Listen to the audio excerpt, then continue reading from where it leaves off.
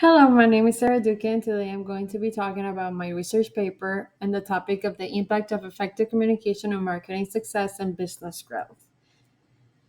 I wanted to touch on how important the role of effective communication is when used in marketing and brand reputation. In marketing, it is very important how communication contributes not only to the success of campaigns, but also long term business growth.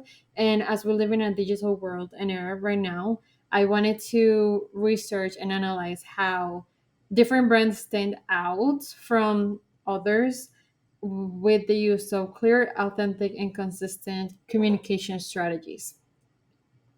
The research questions that I explored throughout my paper were: how does effective communication enhance the impact of marketing strategies, and in what ways does good communication drive business growth through customer engagement, loyalty, and brand reputation? Um, the way that I got to my research topic, was that as a communications major with an interest in marketing and branding, I wanted to discover the strategies that different brands use for their success and growth through strategic communication and organizational success. I also used different scholarly articles from the FGCU library that helped me tailor my research, and come up with the idea that communication isn't just a tool; it's a strategy, and when used with different elements, it can actually help for growth. And the focus that I wanted to do was customer engagement, loyalty, and business growth, and how they all tied up to make the organizations actually successful. Here are some of the citations that I used for my paper, and one of the first articles that I found was the Calogianides, which helped me realize how message clarity and consistency predict marketing success. Gerasim and Gerasim helped me understanding how and tied how symbolic language and storytelling influence consumer behavior. Sahab helped me understand also and tied how data-driven personalized messaging improves targeting and ROI, which is return on investment. And Luisa et al. Helped me with the ethical and sustainability focused narratives build trust when it comes to different brands.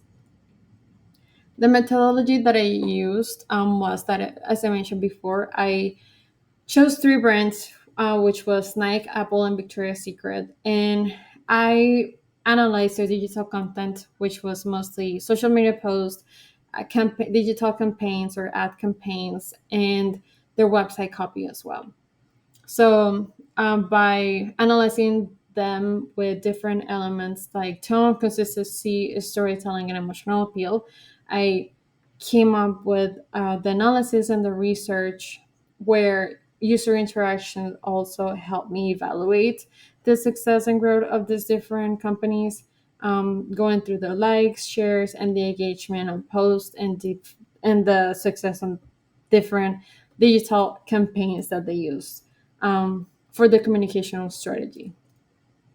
One of the findings that I found while studying these brands, I can like four main topics or elements came up from this whole research, which was consistency, which was mostly about how the unified message across platforms come to play in success for it to have a better impact on the audience. The second one was purpose-driven content, which it aligns with messaging and brand values, and the personalization, which was the tailoring content to user preferences, and last, the trust building, which was the transparency and emotional resonance with their customers. Two of these brands were actually very successful when analyzing these four different components, and one of them failed to compile with this analysis. And first of all, for Nike, we can see that they were very consistent across all their platforms. all their social media platforms. They had a very strong logo, a very strong slogan that you can just recognize wherever you are worldwide. And for the purpose driven, they were very strong about their values and very strong about their messaging as well throughout posts and different campaigns that they were doing and engaging with their community. The personalization campaigns were also very strong. They actually tailor content for the users. They did research, data analysis to just come up with different ways in how they could engage their audience to whatever they were doing or the path that they were choosing to go. And they actually had a big trust building community as well. They were very transparent and with their customers, and they actually heard the voice of the audience to tailor it to what they were going with their campaigns. And the same for Apple. Um, they also checked all these different boxes throughout my research, and the one that failed to check all these marks was Victoria's Secret because they were not consistent. They were not very active with their audience or engaged. They were just focused on their ideals and their visuals, but they failed to have that to listen to their customers and know where the culture was shifting.